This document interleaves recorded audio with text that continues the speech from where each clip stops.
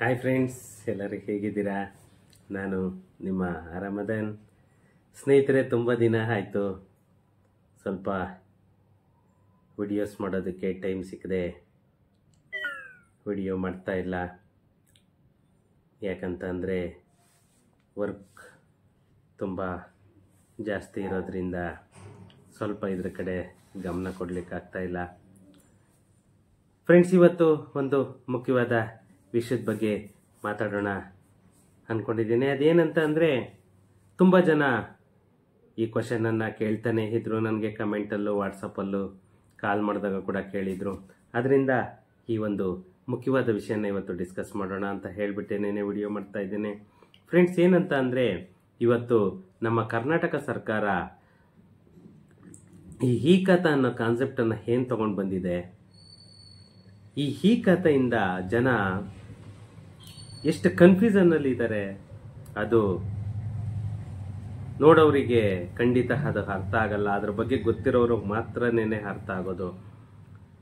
Friends, ಈ ಖಾತಾದಲ್ಲಿ ನಾನು last ವಿಡಿಯೋದಲ್ಲಿ ಹೇಳಿದ್ದೆ, ಎ ಖಾತಾ ಮತ್ತು ಬಿ ಖಾತಾ ಅನ್ನೋ ಕ್ಯಾಟಗರಿ ಇರೋದು.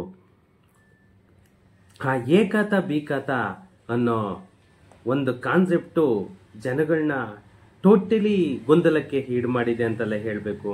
ಯಾಕಂದರೆ ಮೊದಲಿಗೆ ನಮ್ಮ ಬೆಂಗಳೂರು ಸಿಟಿ ಲಿಮಿಟಲ್ಲಿ, ಅಂದರೆ BBMP ಲಿಮಿಟಲ್ಲಿ ಮಾತ್ರನೇ ಎ ಖಾತಾ ಮತ್ತು ಬಿ ಖಾತಾ ಅನ್ನೋ ಒಂದು ಕಾನ್ಸೆಪ್ಟ್ ಇದ್ದಿದ್ದು. ಇವತ್ತು ಥ್ರೋಟ್ ಕರ್ನಾಟಕ ಎಲ್ಲನೂ ನಿಮಗೆ ಎ ಖಾತಾ ಬಿ ಖಾತಾ ಅನ್ನೋ ಒಂದು ಕಾನ್ಸೆಪ್ಟನ್ನು ನಮ್ಮ ಕರ್ನಾಟಕ ಸರ್ಕಾರ ತಗೊಂಡು ಬಂದಿದೆ. ಇವತ್ತು ಅದೇ ವಿಷಯದ ಬಗ್ಗೆನೇ ಮಾತಾಡೋಣ. ಫ್ರೆಂಡ್ಸ್, ಎ ಖಾತಾ ಮತ್ತು ಬಿ ಖಾತಾ ಅಂದ್ರೇನು, ಮತ್ತು ಎ ಖಾತಾಗೂ ಬಿ ಖಾತಾಗಿರೋ ವ್ಯತ್ಯಾಸ ಏನು ಅಂತ ಹೇಳಿ ನಾವು ಲಾಸ್ಟ್ ವಿಡಿಯೋದಲ್ಲಿ ನಾವು ತಿಳ್ಕೊಂಡ್ವಿ. ಈ ವಿಡಿಯೋದಲ್ಲಿ ಇವತ್ತು ಬಿ ಖಾತನ್ನ ಎ ಖಾತಾ ಆಗಿ ಕನ್ವರ್ಟ್ ಮಾಡಬಹುದಾ, ಅದು ಸಾಧ್ಯ ಇದೆಯಾ, ಅದರಿಂದ ಗೌರ್ನಮೆಂಟ್ ಅವರು ಏನಾದರೂ ಆಪ್ಷನ್ ಕೊಟ್ಟಿದ್ದಾರಾ? ಯಾಕಂತಂದರೆ ಬಿ ಖಾತಾಗೆ ಲೋನ್ ಸಿಗಲ್ಲ, ಬಿ ಖಾತಾಗೆ ರಿಜಿಸ್ಟ್ರೇಷನ್ ಆಗಲ್ಲ ಅಂತ ಹೇಳಿ ಎಷ್ಟು ಗೊಂದಲದಲ್ಲಿದ್ದೀರಾ. ಅದಕ್ಕೆಲ್ಲನೂ ಈ ವಿಡಿಯೋದಲ್ಲಿ ನಾವೊಂದು ಫುಲ್ ಸ್ಟಾಪನ್ನು ಇಡೋಣ. ಫ್ರೆಂಡ್ಸ್, ಈ ಎ ಖಾತಾ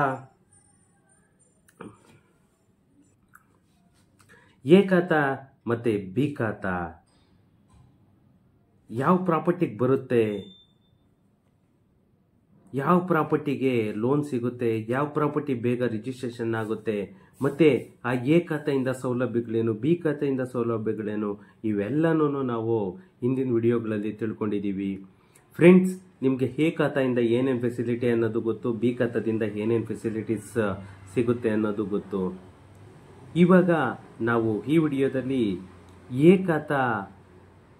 ಬಿ ಖಾತೆಯಿಂದ ಎ ಖಾತೆಗೆ ಹೇಗೆ ಕನ್ವರ್ಟ್ ಮಾಡೋದು, ಅದು ಸಾಧ್ಯ ಇದೆಯಾ, ಪಾಸಿಬಿಲಿಟಿ ಇದೆಯಾ, ಅದಕ್ಕೆ ಗೌರ್ನಮೆಂಟ್ ಅವ್ರು ಏನಾದರೂ ಆಪ್ಷನ್ ಕೊಟ್ಟಿದ್ದಾರಾ ಅನ್ನೋದನ್ನು ಈ ವಿಡಿಯೋದಲ್ಲಿ ನೋಡ್ಕೊಂಡು ಬರೋಣ ಬನ್ನಿ.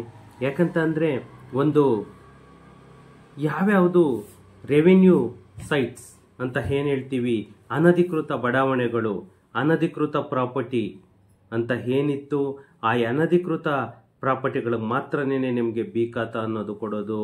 ನಿಮಗೆ ಪಕ್ಕಾ ಅಪ್ರೂವ್ಡ್ ಲ್ಯಾಂಡ್ ಅಥವಾ ಹಕ್ಕುಪತ್ರ ಜಾಗ ಇಂಥವಕ್ಕೆಲ್ಲನೂ 100% ಕ್ರಮಬದ್ಧ ಮತ್ತು ಕಾನೂನುಬದ್ಧವಾಗಿ ಯಾವ ಪ್ರಾಪರ್ಟಿ ಇರುತ್ತೆ, ಆ ಪ್ರಾಪರ್ಟಿಗಳಿಗೆ ನಿಮಗೆ ಎ ಖಾತಾ ಸಿಗ್ತಾ ಇರೋದು. ನಿಮಗೆ ಈ ಅನಧಿಕೃತವಾಗಿ ಯಾವುದು ಮಾಡಿರ್ತಾರೆ ಅವಕ್ಕೆ ಯಾವಕ್ಕೂ ನಿಮಗೆ ಎ ಖಾತಾ ಕೊಡಲ್ಲ, ಓನ್ಲಿ ಫಾರ್ ಗೆಟಿಂಗ್ ಬಿ ಖಾತಾ ಓನ್ಲಿ. ಯಾಕಂತಂದರೆ ನಿಮಗೆ ಅದು ಇಲ್ಲಿಗಲ್, ಕ್ರಮಬದ್ಧವಲ್ಲದ ಲೇಔಟ್, ಕ್ರಮಬದ್ಧವಲ್ಲದ ಜಾಗ, ಕ್ರಮಬದ್ಧವಲ್ಲದ ಮನೆ, ಅರೆ ಕಾನೂನಿನ ಜಾಗ ಅಂತ ಏನು ಹೇಳ್ತೀವಿ, ಅದಕ್ಕೆಲ್ಲಕ್ಕೂ ನಿಮಗೆ ಬಿ ಖಾತಾನೇ ಸಿಗೋದು. ಈ ಬಿ ಖಾತೆಯಿಂದ ಸುಮಾರು ಫೆಸಿಲಿಟೀಸ್ನ ನಾವು ಕಳ್ಕೋಬೇಕಾಗುತ್ತೆ. ಯಾಕಂದರೆ ಎಷ್ಟೋ ಪ್ರಾಪರ್ಟಿಗಳಿಗೆ ಈ ಟ್ಯಾಕ್ಸ್ ಕಟ್ಟದೇ ಇರೋದು, ಈ ಖಾತಾ ಓಲ್ಡ್ ಖಾತಾ ಇಲ್ಲದೆ ಇರೋದೇ ಇದಕ್ಕೆ ಬಿ ಖಾತಾ ಬರೋದಕ್ಕೆ ಇದಾಗ್ತಾ ಇರೋದು. ಆದ್ದರಿಂದ ನಾವು ಇವತ್ತು ಬಿ ಖಾತನ್ನ ಎ ಖಾತಾ ಆಗಿ ಕನ್ವರ್ಟ್ ಮಾಡೋದು ಸಾಧ್ಯವಿದೆಯಾ ಅನ್ನೋದನ್ನ ನೋಡೋಣ ಬನ್ನಿ ಫ್ರೆಂಡ್ಸ್. ಖಂಡಿತ ಸಾಧ್ಯ ಇದೆ. ಬಿ ಖಾತನ್ನ ಎ ಖಾತಾ ಆಗಿ, ಯಾಕಂತಂದ್ರೆ ಎ ಖಾತಾದವರಿಗೆ ಎಷ್ಟು ಫೆಸಿಲಿಟಿ ಸಿಗುತ್ತೆ, ನ್ಯಾಷನಲೈಸ್ ಬ್ಯಾಂಕ್ ಲೋನ್ ಸಿಗುತ್ತೆ, ಮತ್ತೆ ಪ್ರತಿಯೊಂದು ಅಥಾರಿಟಿಯಿಂದನೂ ನಿಮಗೆ ಪರವಾನಗಿ ಏನು ಪರ್ಮಿಷನ್ ಬೇಕು ಪರ್ಮಿಷನ್ ಸಿಗುತ್ತೆ, ಈಸಿಯಾಗಿ ಟ್ರಾನ್ಸಾಕ್ಷನ್ ಮಾಡ್ಬೋದು, ರಿಜಿಸ್ಟ್ರೇಷನ್ ಆಗುತ್ತೆ.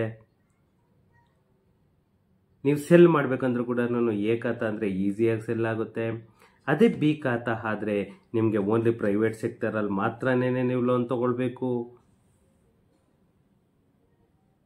ಮತ್ತೆ ನಿಮಗೆ ಪರವಾನಗಿ ಅಂತ ಪರ್ಮಿಷನ್ ಏನು ಹೇಳ್ತೀವಿ ನಾವು, ಲೈಸೆನ್ಸ್ ಅಪ್ರೂವಲ್ ಅಂತ ಏನು ಹೇಳ್ತೀವಿ, ಅದು ತಗೋಬೇಕಂದ್ರೂ ಕೂಡ ನಿಮಗೆ ಬಿ ಖಾತಾಗೆ ಕಷ್ಟ ಆಗುತ್ತೆ. ಅದು ಅತಿಯಾಗಿ ಕೂಡ ನಿಮಗೆ ಹೆಚ್ಚಿನ ಫ್ಲೋರ್ಗಳಿಗೆ ಕೊಡಲ್ಲ. ಇಷ್ಟೆಲ್ಲ ಇರಬೇಕಾದ್ರೆ ನಾವು ಬಿ ಖಾತನ್ನ ಎ ಖಾತಾ ಆಗಿ ಕನ್ವರ್ಟ್ ಮಾಡಬಹುದು. ಅದು ಪಾಸಿಬಿಲಿಟಿ ಇದೆ. ಯಾಕಂತಂದರೆ ಬಿ ಖಾತಾ ಪ್ರಾಪರ್ಟಿ ಅನ್ನೋದೊಂದು ಏನಿರುತ್ತೆ,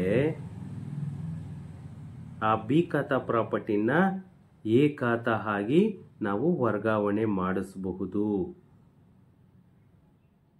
ಅದು ಹೇಗೆ, ಅದು ಯಾವ ಥರ ಮಾಡ್ಬೋದು ಅಂತಂದರೆ, ಇವಾಗ ನಿಮಗೆ ಈ ಟ್ಯಾಕ್ಸೈಜೇಷನ್ ಅನ್ನೋದನ್ನು ಏನು ಮಾಡ್ತಾ ಇದ್ದಾರೆ, ಆಸ್ತಿ ತೆರಿಗೆ ಪಾವತಿ ನೀವು ಏನು ಮಾಡ್ತಾ ಇದ್ದೀರಾ, ಕಂದಾಯ ಅನ್ನೋದನ್ನ ಏನು ಕಟ್ತಾ ಇದ್ದೀರಾ, ಈ ಕಂದಾಯ ಅನ್ನೋದು ನಿಮಗೆ ಮೊದಲನೇ ಹಂತ. ಈ ಕಂದಾಯನ್ನೆಲ್ಲನೂ ನೀವು ಕಟ್ಟಿದ್ದ ಆದಮೇಲೆ ನಿಮಗೆ ಬಿ ಖಾತಾಯಿಂದ ಎ ಖಾತಾಗೆ ಕನ್ವರ್ಟ್ ಮಾಡೋದಕ್ಕೆ ಒಂದು ಫಾರಂ ಸಿಗುತ್ತೆ ನಿಮಗೆ. ಅದನ್ನೇನೆ ಸಕ್ರಮ ಅಂತ ಹೇಳ್ತಾರೆ ನಿಮಗೆ. ಅಂದರೆ ಈ ಅಕ್ರಮ ಪ್ರಾಪರ್ಟಿಗಳನ್ನೆಲ್ಲ ಸಕ್ರಮ ಮಾಡೋದು. ಆ ಟೈಮಲ್ಲಿ ನಿಮಗೆ ಯಾವ ಪ್ರಾಪರ್ಟಿ ನಿಮ್ಮದು ಬಿ ಖಾತಾ ಇರುತ್ತೆ, ಆ ಬಿ ಖಾತಾ ಪ್ರಾಪರ್ಟಿಗೆ ಎ ಖಾತಾ ಆಗಿ ಕನ್ವರ್ಟ್ ಮಾಡಲಿಕ್ಕೆ ಒಂದು ಅರ್ಜಿ ಫಾರ್ಮನ್ನು ಕೊಡ್ತಾರೆ. ಯಾವುದೇ BBMP ಆಫೀಸಲ್ಲಾಗ್ಬೋದು, ಅಥವಾ ಪಂಚಾಯತ್ ಆಫೀಸಲ್ಲಾಗ್ಬೋದು, ಅಥವಾ ಮುನ್ಸಿಪಲ್ ಆಫೀಸಲ್ಲಾಗ್ಬೋದು, ಎಲ್ಲ ಕಡೆಗೂ ನಿಮಗೆ ಆ ಫಾರ್ಮನ್ನು ಕೊಡ್ತಾರೆ. ಆ ಫಾರ್ಮನ್ನು ಫಿಲ್ ಮಾಡಿ ಅದರ ಜೊತೆಯಲ್ಲಿ ನೀವು ಪ್ರಾಪರ್ಟಿ ಡಾಕ್ಯುಮೆಂಟ್ಸ್ ಏನಿರುತ್ತೆ, ಟ್ಯಾಕ್ಸ್ ಪೇಡ್ ರಿಸಿಪ್ಟು ಮತ್ತು betterment slip, betterment must and should ಅಭಿವೃದ್ಧಿ ಶುಲ್ಕ ಅಂತ ಏನು ಹೇಳ್ತೀವಿ, ಆ ಬೆಟರ್ಮೆಂಟ್ ಚಾರ್ಜಸ್ ಸ್ಲಿಪ್ಪು, ಮತ್ತು ನಿಮಗೆ tax paid receipt up to date tax ಕಟ್ಟಿರೋ ಅಂಥದ್ದು, ಮತ್ತು ನಿಮ್ಮ ಬಿ ಖಾತಾ, ಇಷ್ಟು ಡಾಕ್ಯುಮೆಂಟನ್ನು